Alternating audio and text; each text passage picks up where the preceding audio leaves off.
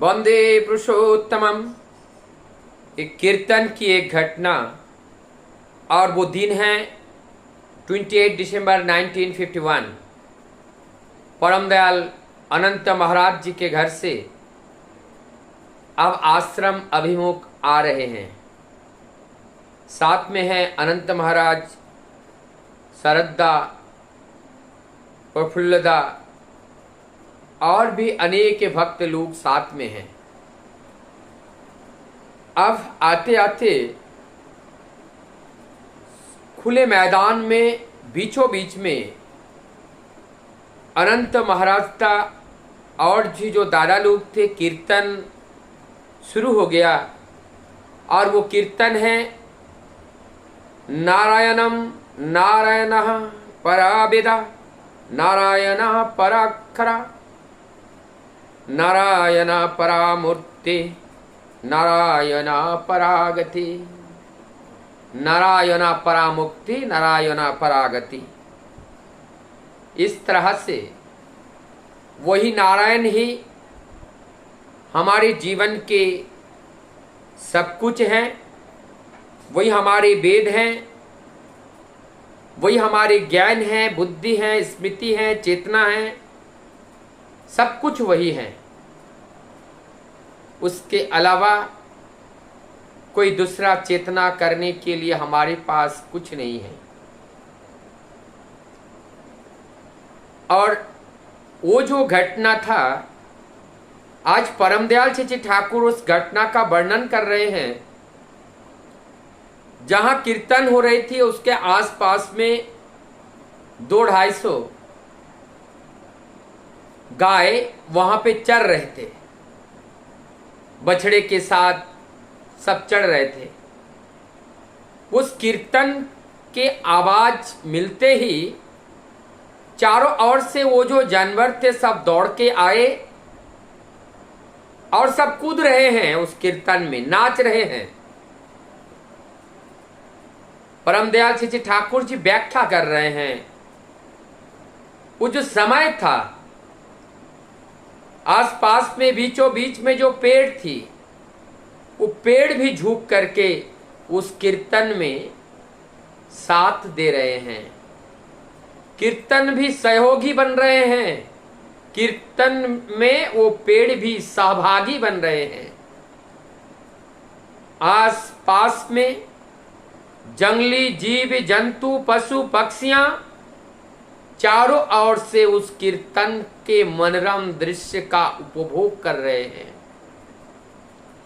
इस समय परम दयाल श्री ठाकुर जी कहते हैं, हमारा शरीर की दशा ऐसा हो जाता है, मान लो हाथ लगते ही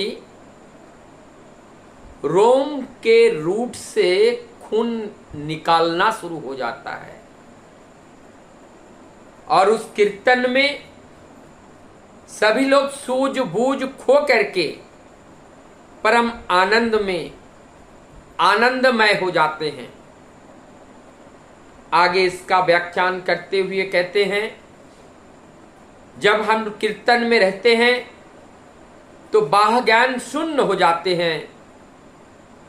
ऐसा लगता है कि हम भौतिक जगत में नहीं, हम एक अलग अंतर जगत में हम चले गए हैं। जैसे देह से सूक्ष्म शरीर निकलकर कहीं चला जाता है और पार्थिव भौतिक पिंड देह एक मृत देह की तरह पड़ा रहता है, जब तक उसके अंदर वो सूक्ष्म देह वापस नहीं आती हैं, तब तक ऐसा ही भाव होता है। आज आगे परम दयाल वर्णन कर रहे हैं, और वो जो वर्णन है किस तरह से हमारी अनुभूति है कि हम यहां बैठे हैं, बैठ करके हठात अचानक एकदम हमारे मस्तिष्क में आया, जिनके साथ हम कीर्तन कर रहे थे वो जानी आकर के हमारे पास में खड़ा हो गया, ऐसा आभास हो रहा है। परम दयाल श्री ठाकुर जी कहते हैं, ये केवल आभास नहीं, स्मरण से ही वो सूक्ष्म शरीर वहां आकर उपस्थित हो जाता है और उपस्थित होकर वो चुपचाप इस रस का आस्वादन करते हैं। लेकिन जो चेतनवान पुरुष होते हैं, चेतनवान व्यक्ति होते हैं, उनकी उपस्थिति का एहसास होता है। और जब जितना वो चेतन हो जाते हैं तब वो जो चेतन सूक्ष्म शरीर का दर्शन भी कर सकते हैं। इस तरह से दर्शन करके उनसे कथोपकथन भी संभव है। ऐसा घटना अनेक साधु संत मुनि ऋषि एवं महामानव महापुरुष पुरुषोत्तम सबके साथ ऐसी घटना कई बार घटित हुई है। और हमारी ये जो स्मृतिवाही चेतना है, जो चेतना सूक्ष्म चेतना है, वो चेतना लेकर ही जीव सूक्ष्म शरीर में निराकार में विद्यमान रहता है। केवल दृश्यमान नहीं होती हैं, लेकिन इस शून्य जगत में उनकी उपस्थिति होती है। कहीं कहीं पर उनका आवाज भी आता है, कहीं कहीं पर वो आकर के कुछ बोलते भी हैं, इसका एहसास भी होता है। लेकिन हम वो चेतना बान ना होने के बजाय से उनकी इस पुकार को, उनकी इस निवेदन को हम जान नहीं पाते हैं, समझ नहीं पाते हैं। इसीलिए प्रत्येक दिन जब हम लोग प्रभु के चरण में बैठते हैं, तब प्रभु के चरण में ऐसी आत्माओं के लिए प्रार्थना करनी चाहिए।